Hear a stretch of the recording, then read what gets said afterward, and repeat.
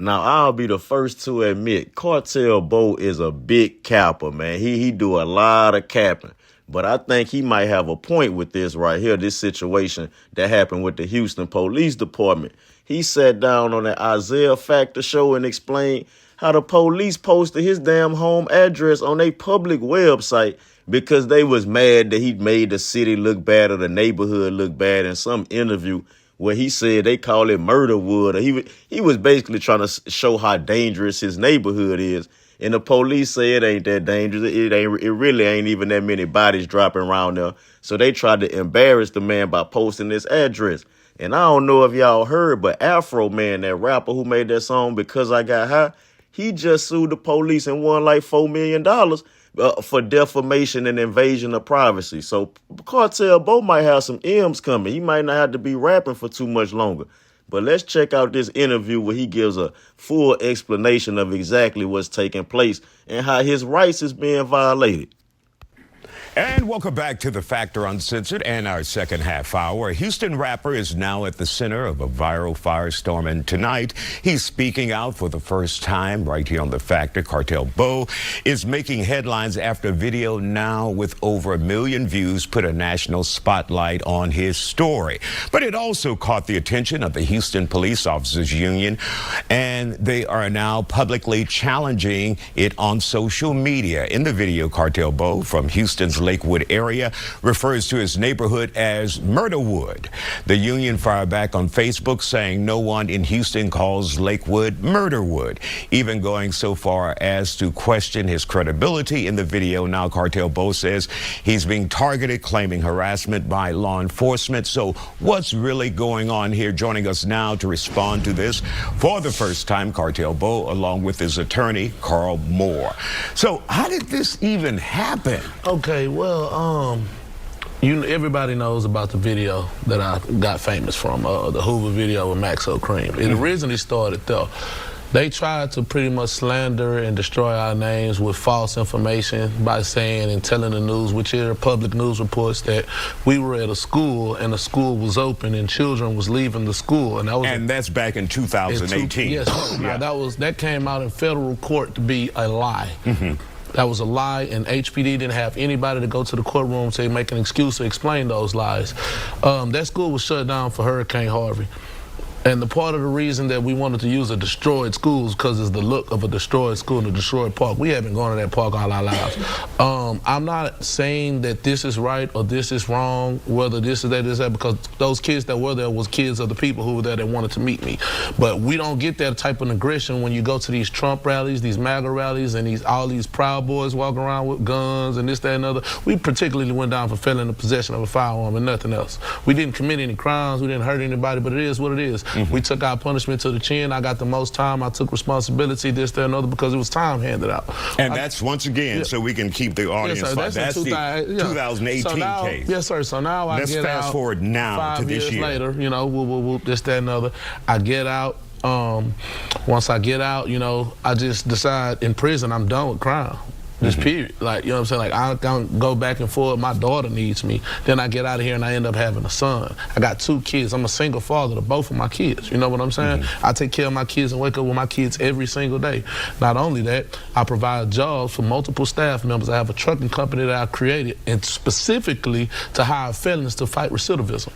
I've went international with that, over 20 million views, over 70,000 comments on Facebook and Instagram. So people know me as the guy who gives the felons a second chance. You know what I'm saying? I provide haircuts for single mothers with little boys.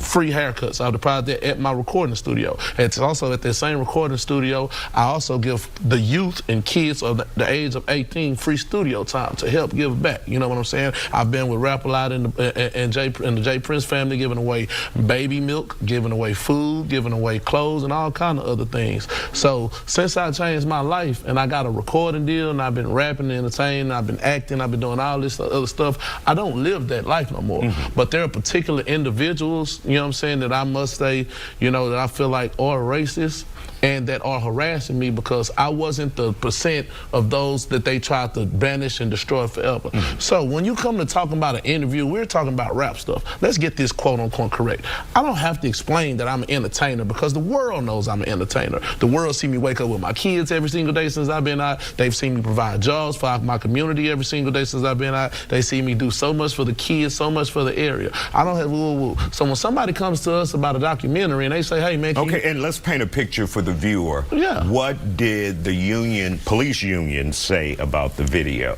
and the documentary? Okay, so let me tell you what the documentary basis first. So Dummy G is a well-known person who goes and does documentaries of hoods. I'm not actively in the hood, this, that, and other one. I don't care, but he wanted to go to my hood. Everybody know my hood. I'm famous for my hood, that, this, that, and other. So I go over there, take him over here, and I take him something. He's like, man, what's this, that, and other? Is this like this? Is this like this? I'm like, okay, well, this happened right here off of Wayside by 610. You know, this is my side of town, this, that, and other.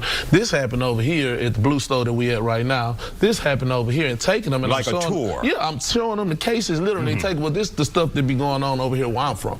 This, that, and other. You understand what I'm saying? When I was over here, we used to call it MURDAWOOD. We was kids. That was like every hood that's supposed to be woo, they always have a nickname to try to make their hood seem, and that's common consensus. And you're saying, but, like, as kids, they make up nicknames, but that doesn't necessarily mean that's the reality. Man. Yeah, but at the end of the day, I am an entertainer, so I am for doing whatever I'm doing as an entertainer. You know what I'm saying? So we're gonna go there. You feel me? But I'm taking them to real situations, showing them what's really going on. I'm not on there saying I did it. I'm not on there saying I'm the roughest, toughest, baddest man in town. But you have people that see what I'm doing, like with the restaurant with Mr. Tendernism, and bringing that stuff into fruition, helping my people, helping the community come together, showing that we can be stronger, be better. And you got some people in certain areas in the Houston Police Department that's looking and saying, I hate that man. I hate that man. No matter how much I do for my community, no matter what, this, that, and other, he wasn't never supposed to get out of jail. And I will air names out on this news, but I'm not going to do that because y'all asked me not to. But I'm going to say this. You feel me? Yeah. You're not. Yeah.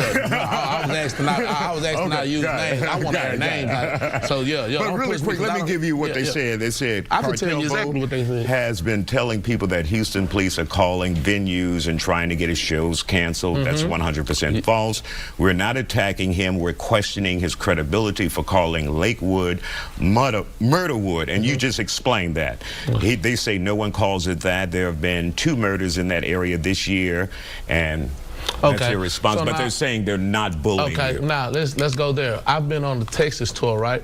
So we go to Waco. The Houston Police Department called Waco and told Waco that you got a violent gang member that's coming down there trying to do a show. There's going to be violence and there's going to be guns. Y'all need to watch out for them. When we got there, they had the place surrounded before anybody even got there. When we got there, they told us, hey, we had a call. We got a heads up that we had a violent gang member on the way to our town. This show needs to eat early. What's going on? They walked through the whole venue the entire time trying to make people leave. They forced half the crowd to leave, you know what I'm saying, just being petty because people didn't want to be around all that extra police activity. Cool. The other cities didn't pay that much attention, but I had a show in Lubbock.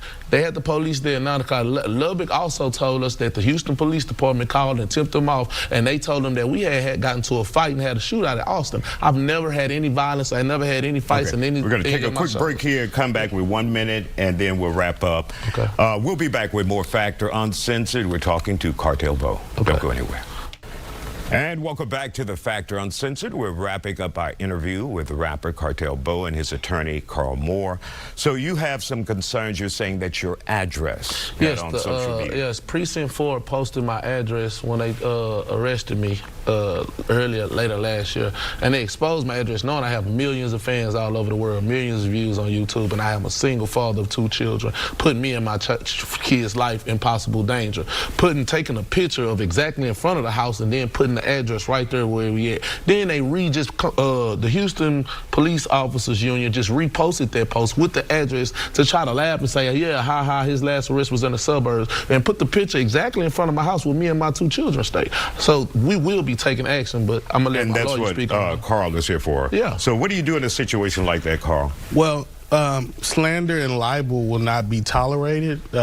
Precinct 4 Houston Police Department, neither one of those agencies are above legal action. If we find that they have violated his rights, we plan to pursue them to the fullest. All right. And of course, once again, the union said that they are not targeting him. They're targeting his credibility and the documentary. So what are they, rappers now? Yeah, I need to do I thought all the crime and stuff and all the stuff we got going on, you worried about the community can do everything for the hood. Why? Because you guys have a mental, personal issue. It doesn't have nothing to do with what he does and what he does. You want me out of the picture. I'm not that same man no more. I don't commit crime no more. So I can take you on now. We can do it now. All right. Thank you for joining us and telling your side of the story here on The Factor. Thank you too, Carl.